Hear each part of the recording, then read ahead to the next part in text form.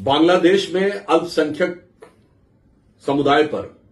निरंतर हो रहे आक्रमणों से निश्चित रूप से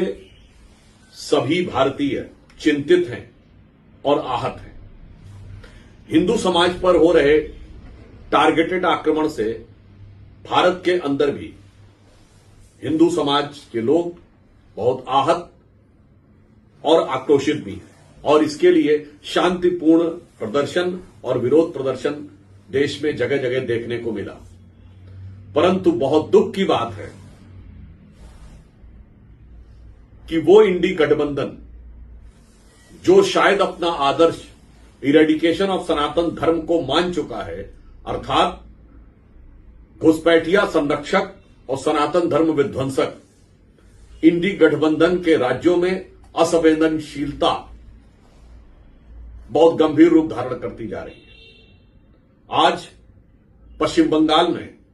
जिस प्रकार से हिंदू संगठन के लोगों के द्वारा किए जा रहे शांतिपूर्ण प्रदर्शन के ऊपर पश्चिम बंगाल की सरकार ने, पश्चिम बंगाल की पुलिस ने बर्बर कार्रवाई की है, हम उसकी घोर निंदा करते हैं और भर्त्सना करते हैं। परंतु इससे एक बात और स्पष्ट हो जाती है कि पश्चिम बंगाल की सरकार अब पूरी तरीके से इरेडिकेशन ऑफ सनातन धर्म के सिद्धांत को तमिलनाडु से लाकर यहां स्थापित कर रही है। पहले बाबरी मस्जिद बनाने की बात करना, उसके बाद उनके वरिष्ठ नेता मदन मित्रा के द्वारा भगवान श्री राम के बारे में अत्यंत आपत्तिजनक बात करना, और अब पश्चिम बंगाल में बांग्लादेश के हिंदुओं के बारे में शांतिपूर्ण प्रदर्शन कर रहे लोगों के साथ इस प्रकार का व्यवहार करना। और इससे पहले भी हम याद दिलाना चाहते हैं, पश्चिम बंगाल के ही एक मंत्री फरहाद हाकिम एक दौर में पाकिस्तान की जर्नलिस्ट को अपनी कॉन्स्टिट्यूएंसी दिखाकर ये कह चुके हैं कि ये मिनी पाकिस्तान है, और वो ये भी बोल चुके हैं कि गैर मुस्लिम पैदा होना दुर्भाग्य की बात है। यह पश्चिम बंगाल सरकार के एक नेता और मंत्री बोल चुके हैं। अर्थात अब यह बहुत स्पष्ट है कि यदि फरहाद हाकिम ने एक कॉन्स्टिट्यूएंसी को मिनी पाकिस्तान कहा था, तो अब तृणमूल कांग्रेस के शासनकाल में पश्चिम बंगाल में अनेक मिनी पाकिस्तान क्रिएट होते जा रहे हैं और हिंदुओं को अपनी दुख, संवेदना और पीड़ा की अभिव्यक्ति की भी स्वतंत्रता नहीं है। ऐसा प्रतीत होता है कि यदि बांग्लादेश में जमाते इस्लामी हिंदुओं के विरुद्ध टारगेटेड वायलेंस कर रही है, यानी लक्षित हिंसा कर रही है, तो पश्चिम बंगाल की तृणमूल कांग्रेस सरकार हिंदुओं के विरुद्ध टारगेटेड एक्शन यानी लक्षित कार्रवाई कर रही है। ऐसा प्रतीत होता है कि जैसे जमाते इस्लामी का साया,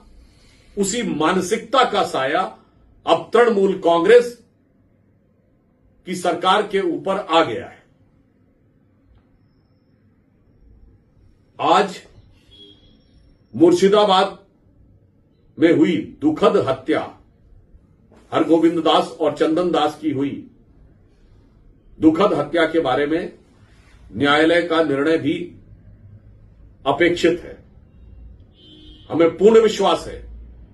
कि दोषियों को सजा भी मिलेगी और यह बात भी जांच और तथ्य यदि ईमानदारी से सामने आएंगे तो यह स्पष्ट होगा कि यह हिंसा भी एक टारगेटेड वायलेंस थी, लक्षित हिंसा थी। इसका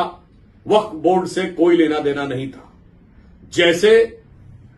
बांग्लादेश में जो कुछ हो रहा है वो राजनीतिक परिस्थितियों की आड़ में हिंदुओं को टारगेट किया जा रहा है, उसी प्रकार पश्चिम बंगाल में किसी न किसी मुद्दे की आड़ में हिंदुओं के विरुद्ध टारगेटेड वायलेंस हो रही है। और वो जिस तरीके से हो रही है, हुकूमत के जैसे साए में हो रही है, यह ऐसा लगता है कि जैसे कभी डायरेक्ट एक्शन डे होता था, अब टारगेटेड एक्शन डेज हो रहे हैं। आजादी के समय 16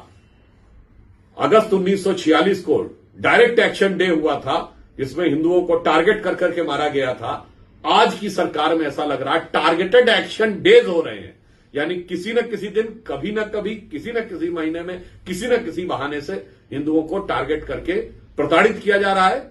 और मारा जा रहा है। फिलिस्तीन पर प्रस्ताव पारित करने वाली पार्टियां, गाजा की हिंसा पर अखबारों में आर्टिकल लिखने वाली पार्टियां, आप सबको ध्यान होगा कि सोनिया गांधी जी ने आर्टिकल लिखा था, कांग्रेस वर्किंग कमेटी का प्रस्ताव था। फिलिस्तीन का बैग लेकर संसद में जाने वाली पार्टियां, जिनके समर्थकों के द्वारा हिजबुल्लाह के समर्थन में और हमास के समर्थन में केरल में नारे लगे थे, 2023 में बुरहानपुर के चुनाव में मध्य प्रदेश में हमास के समर्थन में नारे लगे थे, जो वोट जिहाद की बात करते हैं, वो आज बांग्लादेश के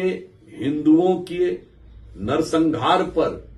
चुप बैठे हैं। यह महत्वपूर्ण नहीं है। महत्वपूर्ण यह है कि प्रदर्शन करने वाले शांति प्रिय हिंदुओं को प्रदर्शन करके अपनी पीड़ा की अभिव्यक्ति करने का अधिकार भी नहीं देना चाहते।